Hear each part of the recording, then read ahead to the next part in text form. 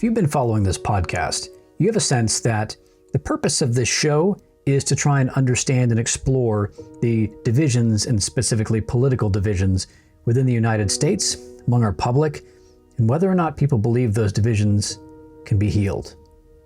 As I've built out this project, I've wanted to start talking with folks who aim to lead the United States. That may be at the local level, the state level, the federal level, whatever it might be. I've wanted to talk more with people who aim to lead and who aim to try and lead us potentially out of the kinds of divisions that we're currently experiencing. So I've started to reach out to folks who are running for political office, like I say, at those multiple kinds of levels, and try to understand what they think about the divisions that we have, and if those divisions can be overcome, and if they have any specific plans to try and overcome those divisions themselves. As I build out this element of the program, I'm interested in talking with ordinary folks, that is the yous and the me's, people who have decided for whatever reason, that's it. I'm running for office. I see a problem and I want to try to fix it. I'm not especially interested in speaking with folks who have made a career in politics. Rather, this element of the Nobody's Side project is going to be primarily interested in speaking with folks who are first-time candidates. Like I say, ordinary folks, the yous and the me's of the nation, to try and understand if perhaps some element of the hope that we're searching for in this program might well be springing from the folks who've decided, you know what, I'm going to take a stand and I'm going to try to lead myself. To that end, in this episode, I speak with Kimmie Ellison. Kimmie is a nurse practitioner, and she's running for the Texas State House in Texas District 49. I hope you enjoy the conversation. First things first, thank you for joining me this afternoon. I know you've got a busy schedule, so I'll jump right to it. Can you start off by just telling us your name, where you're running, and the office you're seeking? My name is Kimmie Ellison. I'm running in Austin, Texas for Texas House District 49. One thing I'd like to do with this new set of conversations with candidates is to give people who have no experience with this kind of thing a little bit of insider insight into the experience that you are having. So before we kind of get into some of the meat of the discussion, I'd love it if you could give me a little bit of the moment. And when did running for office cross your mind? Was it some sort of a slow jolt, or was it rather a sudden jolt, or was this a slow buildup? I think for me, it was more of a slow buildup. I had been, I should probably back up 20 years. So a long time ago, I have a degree in government, an undergraduate degree in government, and I did work in politics in my early 20s. And I wound up living in DC. I worked in the White House, and ultimately working in the White House at that level of politics didn't, I was thinking it was going to be West Wing, the television show. And ultimately I sort of left DC feeling disappointed, thinking, okay, if I stay on this trajectory, I don't know where I'm going to be in 20 years. I don't know where I'm going to be in 40 years, and I need to redirect my path. So I became a nurse. And I sort of swore off politics. I thought, if I really want to help people, I need to be sort of the tip of the spear. So I swore off politics and became a nurse. And then I joined the Peace Corps. And then after the Peace Corps, I came back to the States and I got a doctorate in nursing, and I worked ICU. And I've been working in nonprofit healthcare now for 10 years, providing care to folks who don't have access to insurance. And I've just seen health outcomes deteriorate over the past decade. Providing care to really vulnerable folks, hardworking, but very vulnerable folks. And some changes happened in my state in the past, 5 years. There was the Dobbs decision, and Senate Bill 8 was the catalyst for that in Texas. And then also Can you tell people what Bill 8 is? I just want folks who are listening to better understand the context. So that was legislation that was drafted in Texas, which essentially makes it overturned Roe v. Wade. So it was legislation that essentially made it illegal to provide abortion services to women, in the sense that individual citizens could turn in healthcare providers. It went up to the Supreme Court, and ultimately the Supreme Court said, you know what, we're going to bump abortion back to the states. So it effectively reversed Roe versus Wade. We already had really, really poor maternal mortality outcomes in this state. They've only gotten worse since COVID. And then too, earlier this year, there were directives from our governor mandating that patients, if they were coming to hospitals to seek care, they had to comment on their immigration status. And I just kept thinking, all of this is making it harder for us to do a job that is already really, really difficult. And seeing people come to clinic with end-stage cancer diagnosis because they just couldn't access the system. I thought to myself, if we're ever going to affect change, it needs to be large structural reform. So I heard a rumor that Gina Hinojosa, my current state rep, was going to be running for governor. My husband called me on a Friday at work. He said, Hinojosa may run for governor. And I thought, oh boy. And then over the weekend, I thought about it and I thought, if I want to be serious about helping more people, I honestly think that that's a role that the government can play. There is a role there for the government. And perhaps the wrong people are not informing legislation out of committees to make these big, robust changes. So then she announced on a Wednesday that she was running, and I thought about it for about 5 seconds. And I said, okay, I'm running for office. I'm going to do this. If I need to, I can't just keep talking about it. I got to do it. That is an impressive decision, or monumental. Maybe impressive isn't the word I'm looking for, but it's a monumental, like, personal decision to decide on in pretty short order. You're doing it. Yeah. So, you mentioned a couple of interesting things there. You'd said that you worked in the White House 20 years ago, and you said you'd been in the Peace Corps. Can you tell me and listeners just a little bit about both of those experiences? Yeah. So my first degree was in government, and I needed an internship to graduate. I mean, and this is 1998, and I needed an internship to graduate. And I applied in the then governor's office. Governor George W. Bush was the governor of Texas at the time. And I applied for an internship, and I didn't get it. Someone, a very smart, I knew the young lady that got the internship, and she was very bright, very, very smart. They picked her over me, and I remember thinking, oh my goodness, how am I going to graduate? I got to get these intern hours. What am I going to do? And at the time, George W. Bush had also opened up an exploratory committee. So I thought, I'll just call up there and see if they need a volunteer and see if I can parlay that into an internship. So I wound up volunteering on the George W. Bush campaign. And I ultimately got an internship. And then they offered me a job, first in Philadelphia at the Republican National Convention. And then that wound up ultimately about 2 years later, in 2002, I wound up working in the White House for Karl Rove. And it was I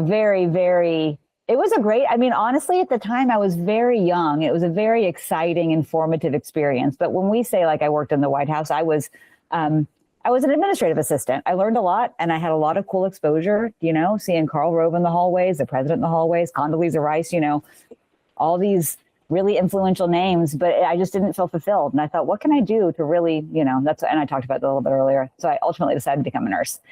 And then when I was in nursing school, I wound up doing a research project I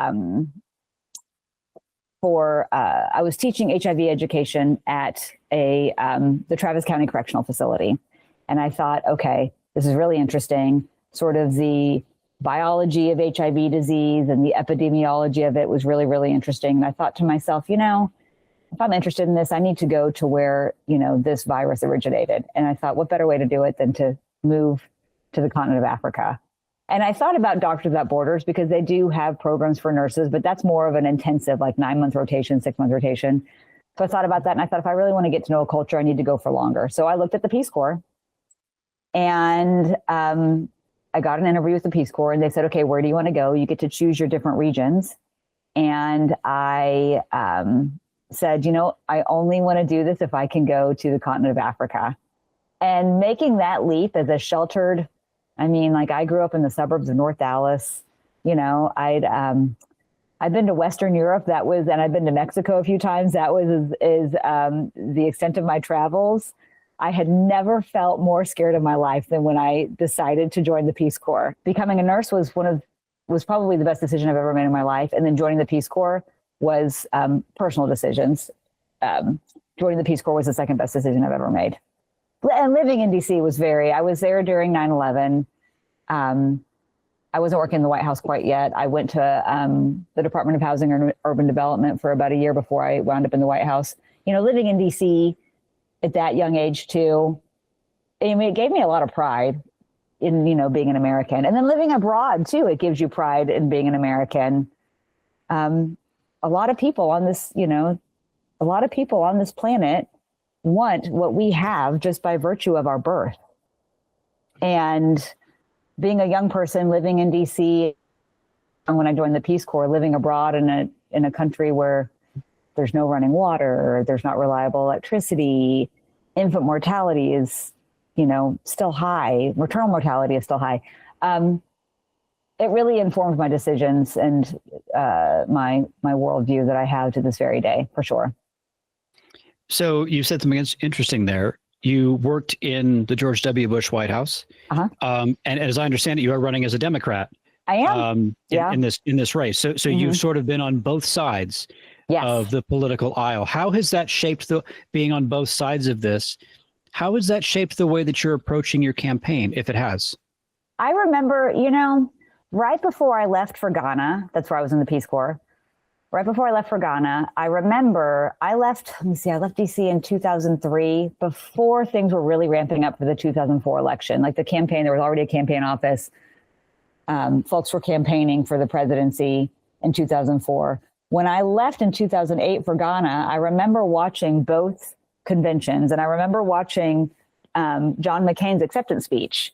And he said, if you're frustrated with the state of affairs, run for local office. And I remember thinking, dang, that guy is smart. You know, he's a war hero, this brave, reasonable man saying that. And I thought, well, not right now, but maybe someday I'll do something like that. But for now, I'm going, you know, I'm moving to West Africa. Back then, though, Republican politics was different.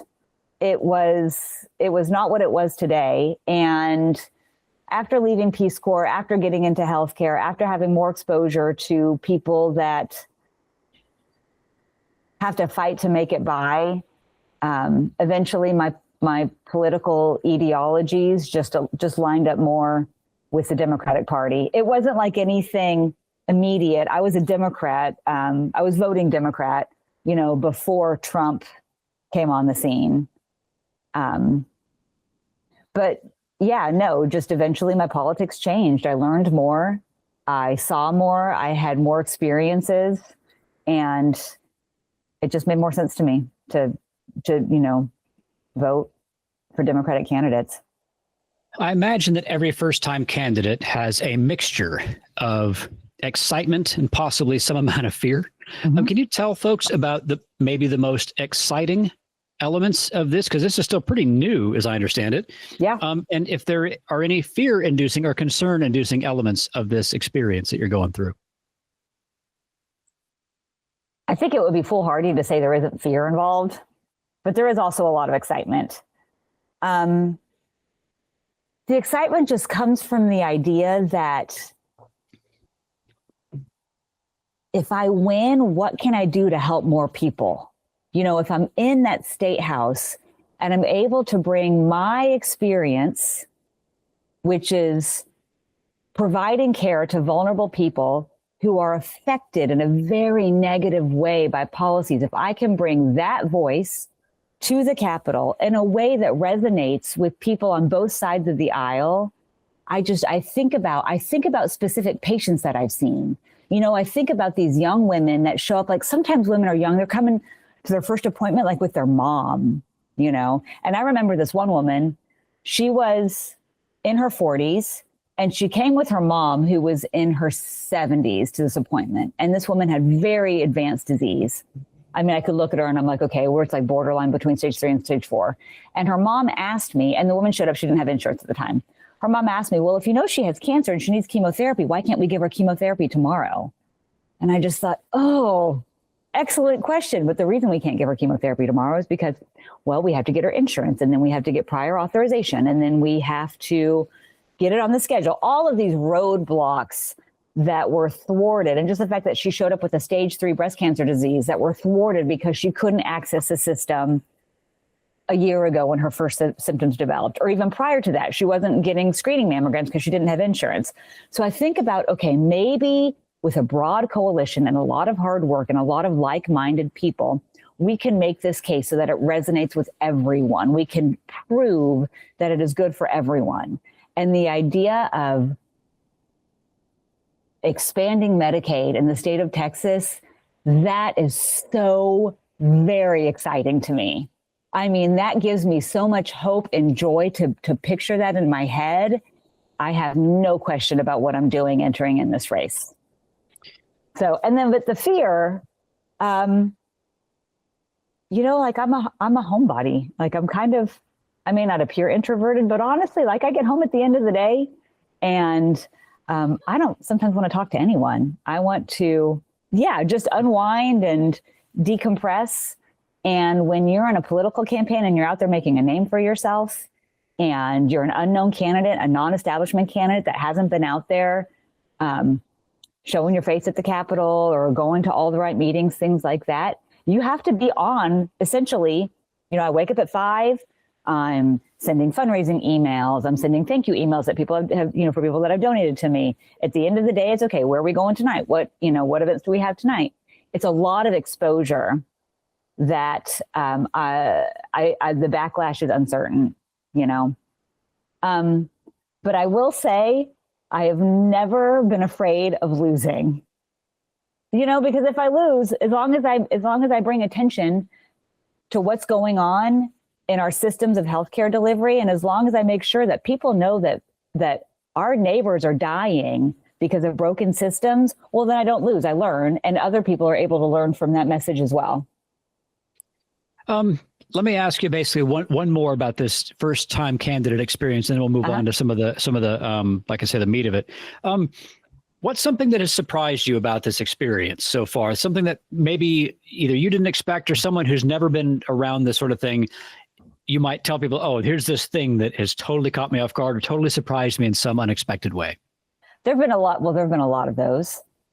The first is fundraising. And this is a thing, you know, you hear a lot about fundraising if you're thinking about running for office. And I think sort of across the board, everyone's like fundraising, ugh, you know, no one likes it. And I joke with a lot of the people that I've asked during this campaign, like I would far rather ask you very personal health questions than ask you for money. Like I am far more comfortable asking you extraordinarily personal healthcare questions, straight face, like I don't even, you know, it doesn't bother me at all, than asking you to give me money. It feels so invasive to ask people to give me money. I also thought, you know, when we started this campaign, I was like, oh, maybe people will just be kind-hearted and just throw money at us. Some people have done that. A lot of people have not. So you got to get out there and you got to hustle. You got to ask for money. And I am getting better at that. I'm getting less uncomfortable asking for money. I don't know that it will ever feel natural to me. Also, two little things, a couple of several strangers, people that I don't know, have somehow found this campaign and have donated money. And when a stranger gives you money, it feels like, okay, my message is resonating with other people.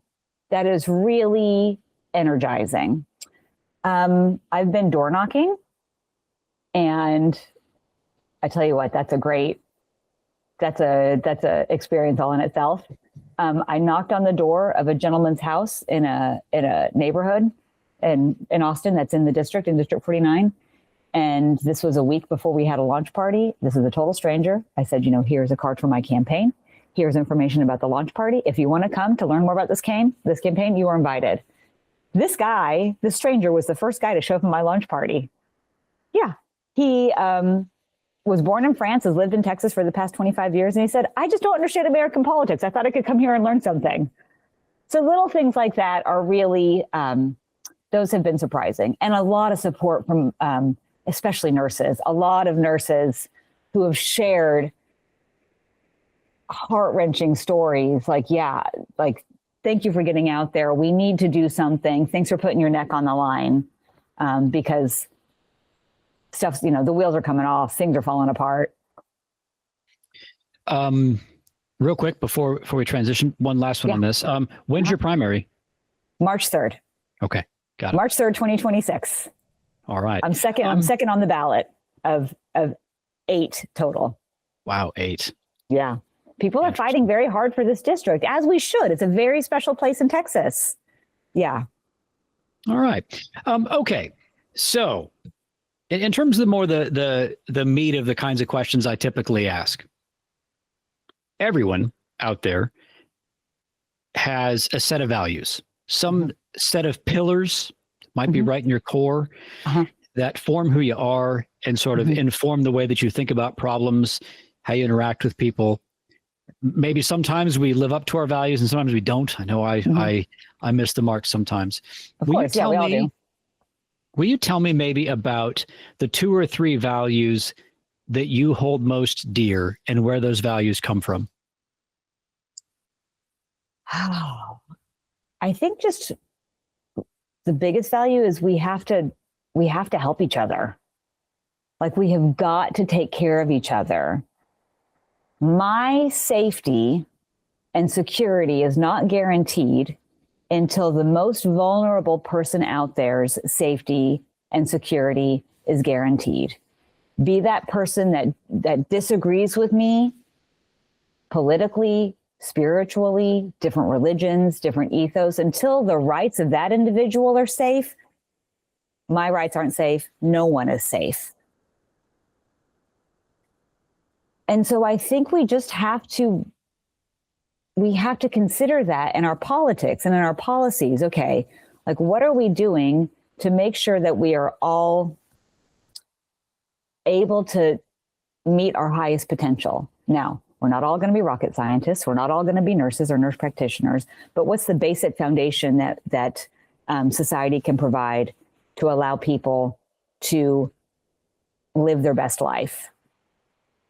I think that's why I became a nurse. Like, we just got to help each other out. We got to, if someone's having a bad day, I, as a nurse or a nurse practitioner, I have a skill set and I'm in a position with my day job to help that person. So I don't even think I have like a list of 2 or 3 values. I guess it's just kind of one. Like, we got to help each other. We're all in this together. All right. As you know, this overall podcast and the project that I've been working on is primarily designed to explore the divisions in our nation, the kinds of things that as a nation, the United States is wrestling with. So I'll lead in terms of trying to understand your take on divisions with this.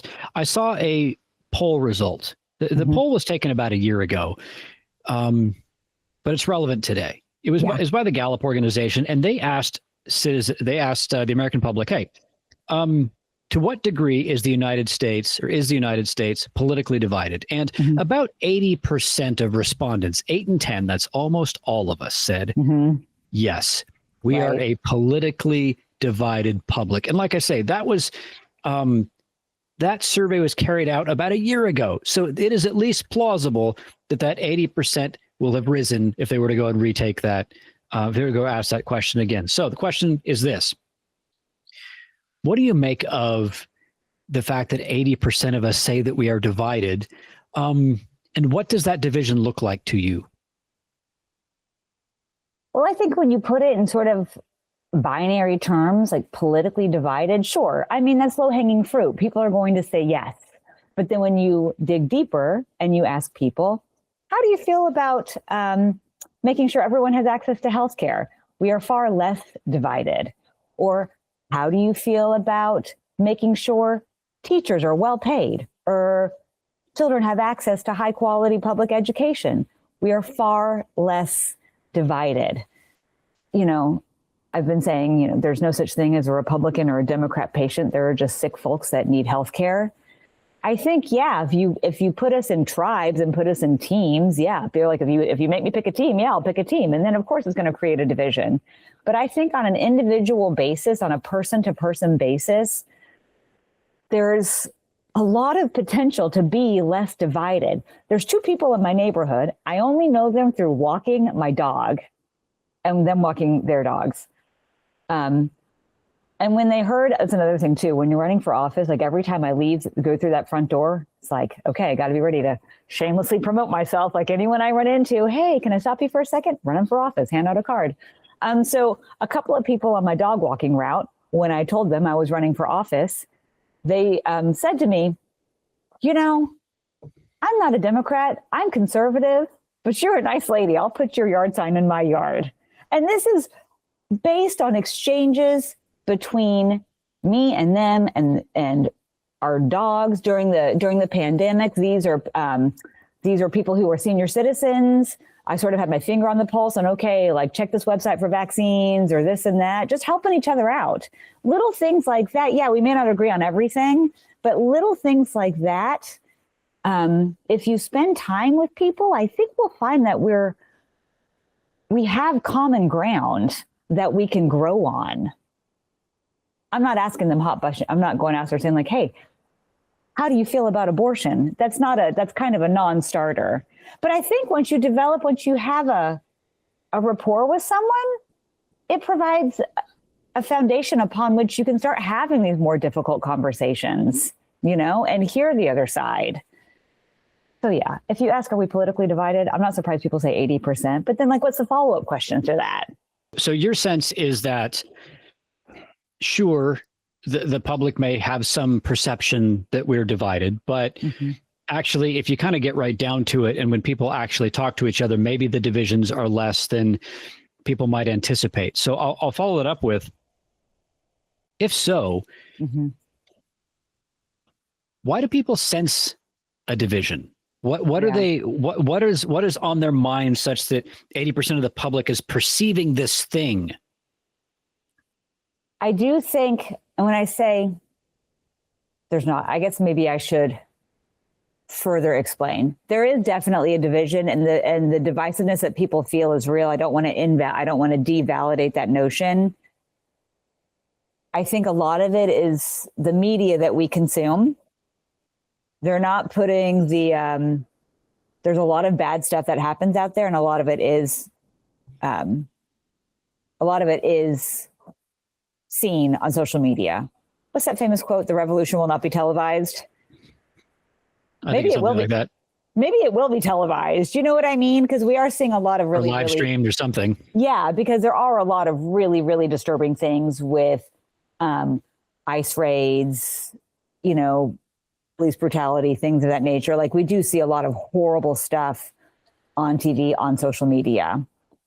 So I think that plays into it too. I think fear plays into it a lot as well. I think one of the best things that we can do to counter that divisiveness is exposure to people who don't think, look, or feel the same way that you do. You know what I mean? I follow all sorts of accounts on social media. And just because I kind of, that phrase, speaking of divisiveness, this is going to make it sound like we're super divided, but keep your friends close, but keep your enemies closer.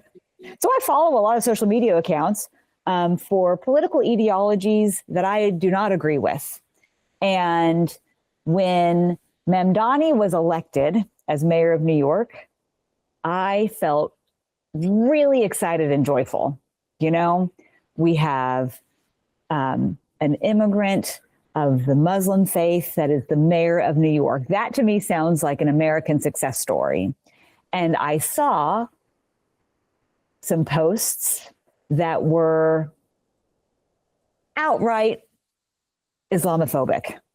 And I thought to myself, how many Muslims did the person that posted this, how many Muslim friends do they have?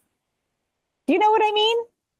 Maybe they just need to know one person that is Muslim and just see, okay, no, this is a religion like other religions. All religions have good things and bad things, and there's extremism and mainstream religions. Maybe if the person that posted something that was Islamophobic could just have an exchange with a nice person who happens to be Muslim, that would help tame down that fear and prevent them from feeling a certain way that led them to post something that was overtly Islamophobic.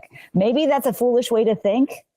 I don't know. Do you have a sense of, in your own observation, do you have a sense of when the divides started to feel a little bit sharper? Well, I do think it started back when Newt Gingrich taking over the House, and then the Tea Party, and then this sense of immigration is bad. When did things go off the rails? I don't think there was anything like, I do think it has been a gradual process of this divisiveness. Political parties initially were like meant to keep extremist candidates out. You know, like I remember reading this book, what is it, about Teddy Roosevelt? Mornings on Horseback. Is that what it is? Yeah, indeed. I've come across that one. Excellent book. It only covers Teddy Roosevelt. Like it doesn't even cover when he became president. It only goes up to when he was like an alderman. But talking about the political processes and these backroom deals that were made to keep these extremist candidates out. And then, I don't know, maybe it happened with LBJ. Like you're going to see as I answer this question, I don't have a definitive answer. LBJ coming up with Social Security and Medicare, Medicaid in the, in the 60s, these great big social programs. And then, you also have Nixon, who was caught on tape saying things like the professors are the enemies. Maybe the big divisions were starting back then, but they were just more subtle, or we didn't have a 24-hour news cycle that kept informing people over and over and over again. But then, you have George W. Bush. When I was working for him, he was this compassionate conservatism. That was kind of his tag phrase. He wanted to have a big tent Republican Party. But then I think when he got elected, things sort of, there was this perception like, we don't really need to cater to the middle. We can just still cater to the right. And the numbers are there. We can still win. And then you have the birth of the Tea Party, this sort of ethos that the American way is the only way and that anything that threatens the American way is bad. And then you have that contrasted with, well, no, maybe a hodgepodge, immigration, all different backgrounds. This is what makes America great. And then things just kept moving further and further away from the center. And you have a lot of people that felt isolated on both sides of the aisle, like very isolated on, at the end of the bell curve.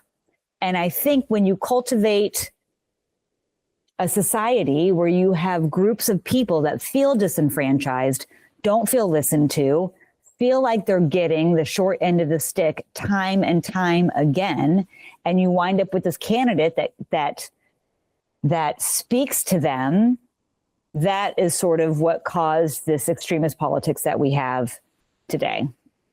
In this space of division, one thing that people commonly raise as at least part of the problem set, if not the whole problem set, is the rise of social media. Some people believe that social media is this primary driver behind the divisions that we are experiencing. Mm-hmm. Some believe, it may be that those concerns are a little overblown. Mm-hmm. How about yourself? Where does social media fall into all of this, or does it? I think it falls into it. I don't know that I don't know it is the reason for the division. I think it certainly highlights the division. I think the reasons for this division go way deeper than social media. I mean, I think if you have experiences, growing up in this world where you were disappointed, let down, despite all your best efforts,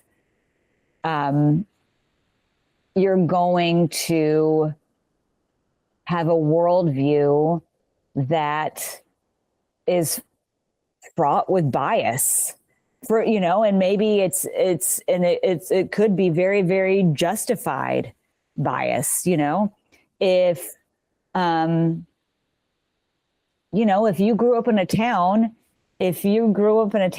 that is not welcoming. Let's say I heard an interview last night. Was it on Fresh Air? I can't remember. It was this gentleman. It was this guy. His name is Patagonia. That is, he's queer from the Midwest, and he has this persona where he dresses up in drag and he does these sort of phenomenal, fantastic sort of tropes and shows to bring awareness to climate conservation. And he says growing up in the Midwest was very informative because it was sort of, he grew up in a small town that was, as he describes it, very, very homophobic. Well, I imagine if you are made to feel less than, different, bad about yourself because you don't conform to the norm, well, then, yeah, you're going to have a worldview that forms your opinions of certain people, you know. Whereas the same way, if you, conversely, if you have always been in the majority and you see someone who is different, you may perceive that as a threat to your way of existing, you know? So I don't think that social media is the cause of division. I think, lack of exposure to people that are different from you is the cause of this division. I think lack of systems that have provided you with a safety net. I think lack of education. I think if we don't have good, high quality public education that teach people to discern and think critically about the news they consume, the information that they consume, I think all of that leads to more divide. So no, I don't think it's social media. If I had to pin it on something, I'd probably be like, we just need to provide people with, we need to make sure everyone has a really, really good education, well-rounded public secular education. From where you sit in this moment, what makes it hard for people to seriously listen to someone else from, the air quotes, other side?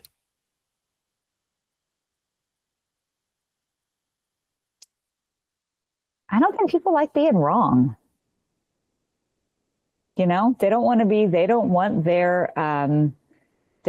their belief system to be challenged in any way, shape, or form. And I think that some people perceive someone else that's perhaps of a different religion, different culture, that somehow that existence of someone believing and thinking differently somehow invalidates their own experience, which it doesn't have to be that way. I mean, look at Desmond Tutu and the Dalai Lama. Good friends, different religious beliefs, foundations, upbringings, different ideas on the universe, essentially, but they found common ground and they were good friends. But I think for some people, anyone else in a believing or thinking in a different way, they perceive that to be a threat and they don't want to be told that they're wrong. When at the end of the day, I don't think that we need to be going around telling other people that they're wrong. We just need to let people peacefully coexist. When we started, we were talking a little bit about your background, mm-hmm. and you're running as a Democrat. Yes. So, at its best, mm-hmm. there are moments when when Democrats are at their best. Mm-hmm. When they're at their best, mm-hmm. what is the left, what are Democrats standing for and trying to accomplish? I think they're standing for, when they're at their best, they're standing for policies that take care of the most people, that do the most good for the most people. So, I mean, healthcare for me is low-hanging fruit because I live it every day. When Democrats talk about a system of a single-payer system or universal health care, now these are not things that happen overnight. These are things that, if they were to come into play in the United States of America, it would take enormous structural reform. It would take money. It would take people. It would take changes in sort of our ethos. I mean, we'd have to completely revamp entire industries. But it's those systems that provide care to a lot of people so that way they can stimulate the economy, go to work, purchase a home, all these things that help lift society up. The Democrats are at their best when they talk about policies that help everyone. We should be talking about policies that are so good that folks across the aisle turn around and say, they're on to something. If folks at the end of the spectrum say, oh, no, that's wrong for whatever reason, we need to understand that those folks are an extreme version of a political party. Our ideas need to be so good that moderate people on the other side of the aisle say, let's get to work on that. Like, I see potential there. Let's unpack that. In this ideal world, let's say Democrats are working towards the kind of policies you have just indicated, these things that will help everyone. But on the other side, let's take the moderate types on the other side, or even less moderate types on the other side, who may be in opposition to those things. If the opposition is in good faith, what do you suppose they are misunderstanding about what Democrats would be advocating that sort of drives that opposition? I don't know that it would be misunderstanding. I think it would be, we'd have to ask them a question. Okay, what is your priority? What are you trying to accomplish here? I was talking to a woman who's already elected that in the state house, and she was talking about how a lot of physicians don't like Medicaid because they say Medicaid is lower reimbursement and it's clunky and it takes a lot of time. And what she was saying is she wasn't saying anything inaccurate, but my counter to that question is, okay, what's your priority? Is your priority to make sure that we turn the biggest profit off of healthcare? Because my priority is making sure that folks don't die, trying to get diagnosed, or they don't show up to the emergency room with an illness so critical that they wind up in an ICU for weeks and weeks and weeks until we can figure out, okay, what are the goals of care here?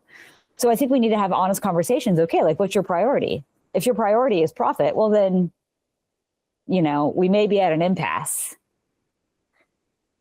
Let's turn it around. I asked a second ago, when the left is at their best, what are they standing for? What are they trying to accomplish? Let's turn that around. Yeah.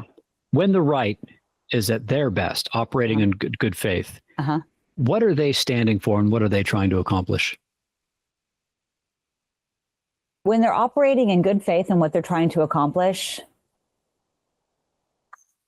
I think that, and I'm talking about a moderate centrist version of the right, I think they are trying to do things that allow people to live peacefully, like with the new Budget Reconciliation Act, which is bad.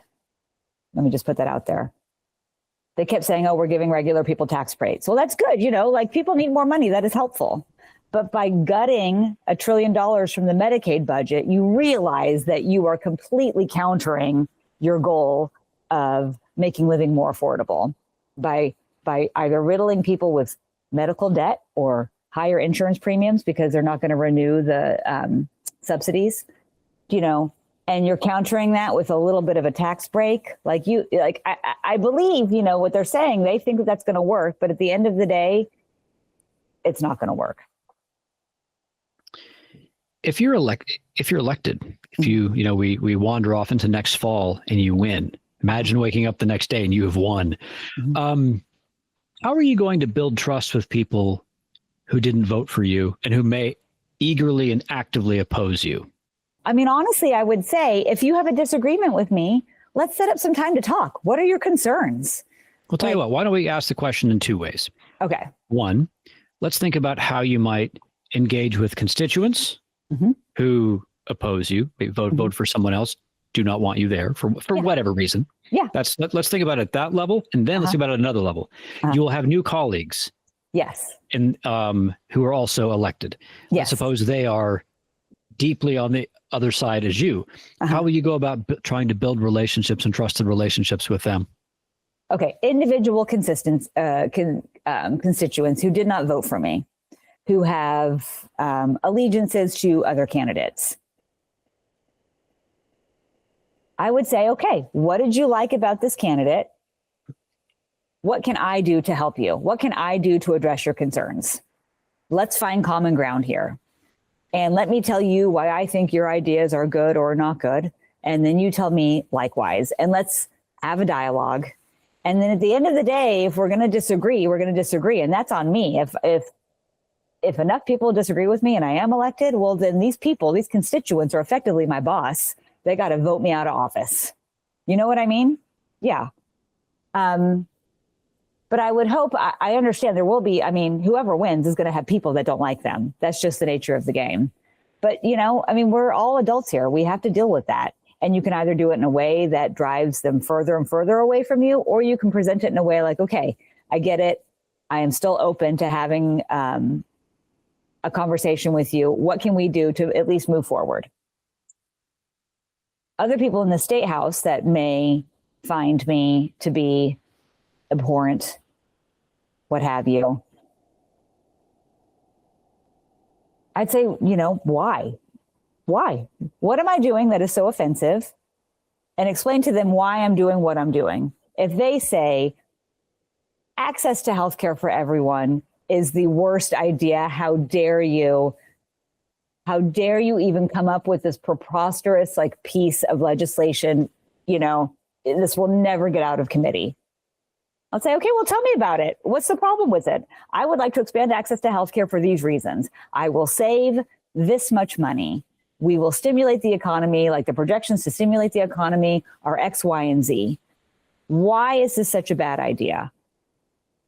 And then see what they have to say. I would like to think that the extremes would be self-selected out. You know what I mean? If we find common ground that is such common sense, these ideas of a strong system of public education and access to healthcare for everyone and energy policy that makes it so that people don't have to make decisions about paying the light bill or filling their prescriptions. These are not revolutionary, radical ideas. These are ideas that will benefit everyday folks. If we can get these ideas and promote them and move them forward, the extremes eventually won't have room to play. Let me ask it another way.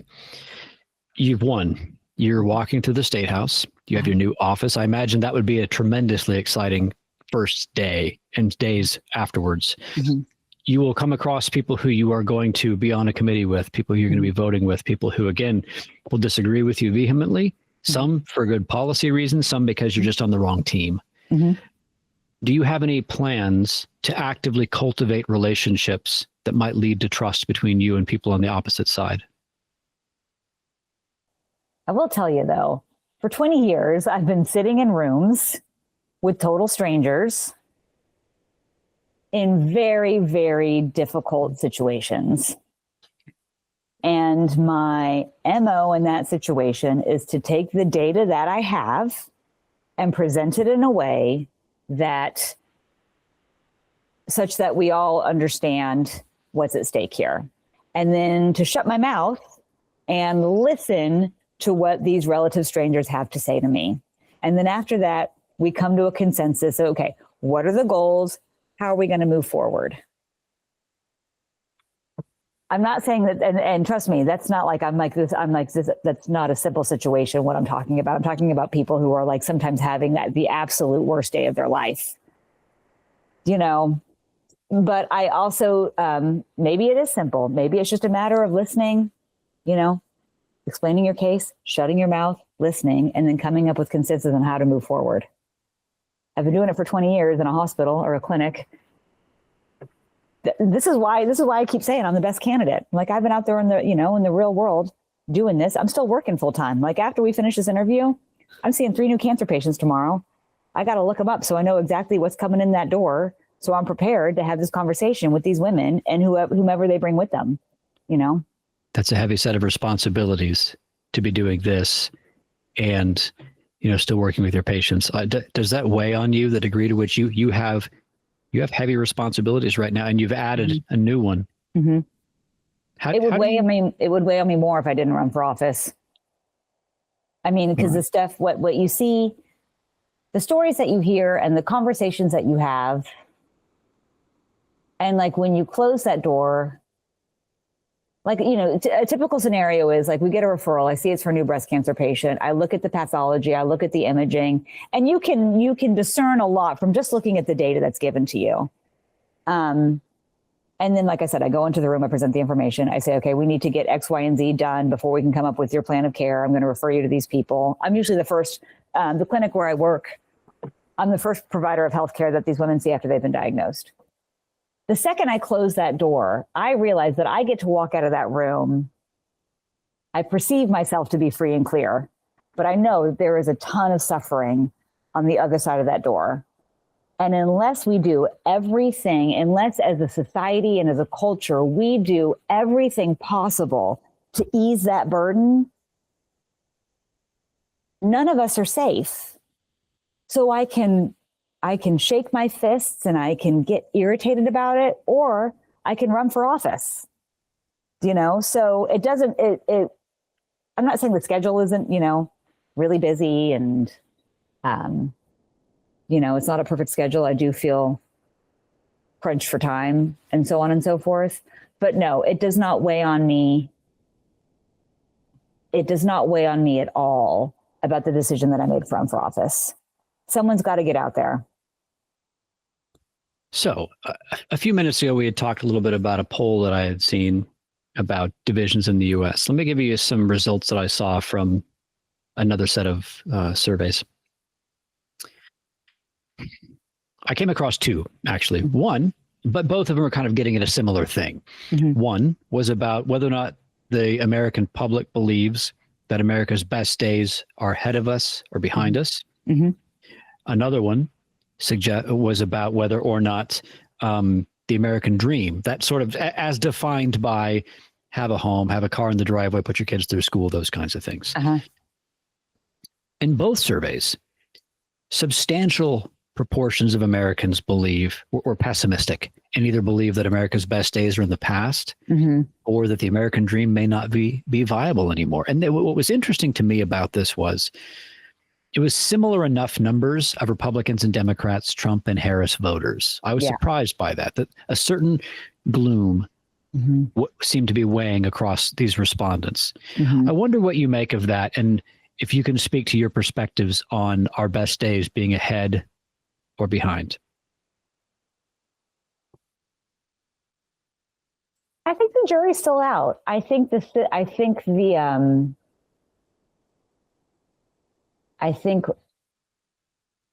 what we have going on now in terms of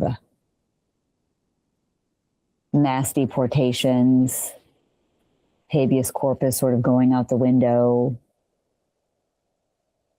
overt violations of civil rights. I think unless we are very diligent and smart and strategic, that that the best days may not be ahead of us. But I also don't think that we have to be like that sort of a passive question. Do you think the best days are ahead of us? Well, absolutely. Yeah, they could be, but what are we going to do about it? I mean, like, this is like, we are the captains of our own ship.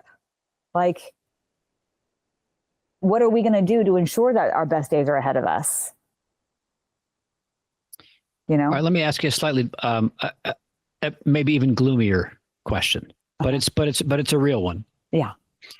Also came across some reporting. We've seen political violence mm-hmm. in our nation on a level over the last number of years mm-hmm. that is more than anything I've seen in my lifetime. Mm-hmm. I understand that America has serious political violence going back mm-hmm. to John F. Kennedy, et cetera. We do. But it seems like it has had an uptick of late. Mm-hmm. We have seen the Democratic state lawmakers murdered in their home. We saw Charlie Kirk murdered at his rally. Mm-hmm.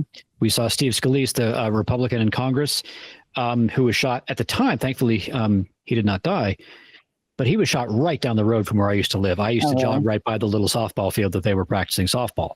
That was my neighborhood. Mm-hmm. So many Americans expect this kind of violence to get worse in the coming year, certainly getting worse before it gets better. And so I ask you that, mm-hmm. do you think that we are in for a rougher time in terms of political violence in the coming years? Yeah. If we don't change things, yeah.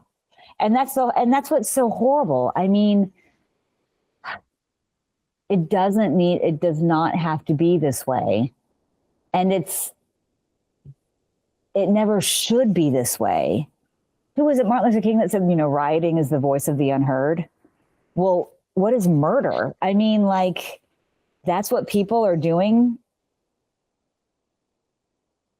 It's unthinkable, that type of violence. And yet, here it is. So no, I do think that, I don't think anyone wants to see that, but I think unless we try to find common ground somehow, that we really put ourselves at risk for seeing more horrific acts of violence like that. And I don't think anyone, and like, no one's on that side.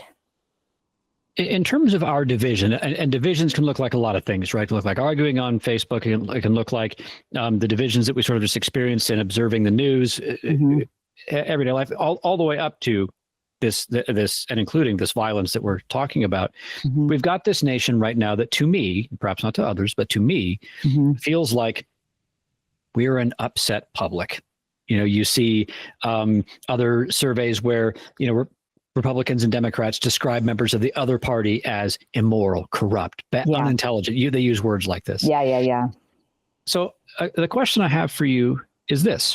Do you think that, broadly speaking, right now in this snapshot in time, does the American public want things to get better, as in, I want members of Congress to seriously work together on problems and really solve problems? Or do you think that what the American public more broadly wants right now is, actually, maybe I don't want them to work hand in hand to get things done. I want my team to win and the other team to lose and go away? Oh, the former, 1,000% the former. The former. Can you tell me a little bit more about that? Solomon's baby, like the former. I mean, I'm not speaking. I am speaking for what I perceive the situation to be. I am a single American citizen, and there may be people who are that much on one team that they, at all costs, want their side to be victorious. And I do hear people saying using these terms like immoral, uneducated. My question, like, I wish I could have a conversation with someone that uses that language and says things like that. What is your goal? You say things like that. Do you think you are doing anything to find common ground when you accuse someone, you just degrade them? They're stupid and immoral. Like, just the most depraved. I mean, like, what we need to do is, even if we somewhere in the back of our mind think that's true, we need to be acting with compassion. If someone is saying something that we find to be so immoral, so unintelligent, why not dig a little deeper and think, okay, like, well, what happened to this person to make them behave in such a way? What can I do as a fellow citizen, to figure out, why do you think this? What can I do to help you? Like, what can I do to help you? To make you feel less isolated, less fearful.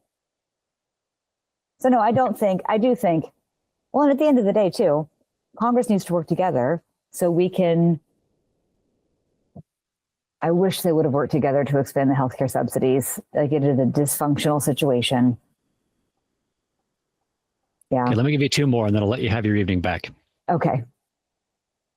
First one. Imagine you're sitting down to coffee or whatever your beverage of choice might be.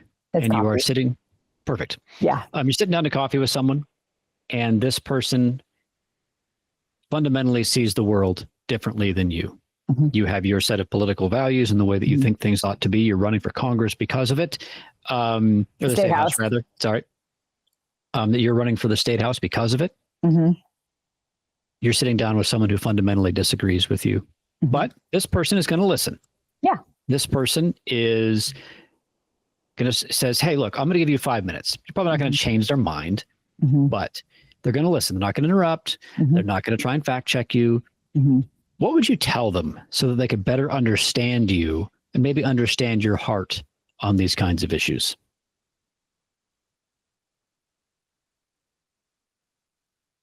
Honestly, I'd probably just tell them about my day at work while maintaining absolute protected health information. But I would just probably tell them about my day at work. A lot of the patients to whom I provide care are of different cultural backgrounds than, it's 65% Spanish speaking. Almost all the women we see are low income. The first thing they ask me after the first question is, am I going to die? And then the second question is, can I work? Because I got mouths to feed. And I may not convince them over a cup of coffee, but I can do my best to share my experiences and my story and my perception of what I know to be true is that there are people that need to be helped. And I think that there is a role for the government to play in helping them. Just hear what I have to say. And then please find the weaknesses in my argument, because in order to better convince people in the future, I need to know where the gaps are. I need to know where I can improve my pitch. I hate to say pitch because that sounds like it's not an important thing that I'm talking about. But yeah, how am I going to get better if I don't have a conversation with someone that disagrees with me? All right, last one. Mm-hmm. Sort of your last chance in terms of this episode. Is there anything you wish people better understood about you, your intentions, why you're running?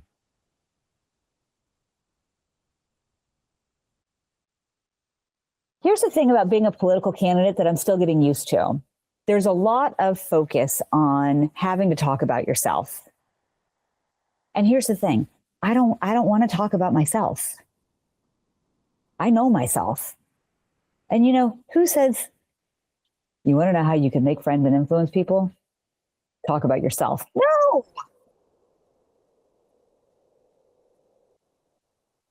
If people want to know why I'm running, I'm doing it for the same reason that I became a nurse. I'm doing it for the same reason that I became a Peace Corps volunteer, is because I know that in order for us to have a successful communities and a successful society on the whole, is we have got to help each other.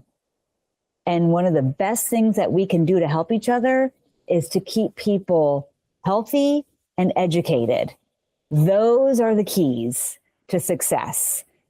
And one of the greatest things about this beautiful democratic experiment is that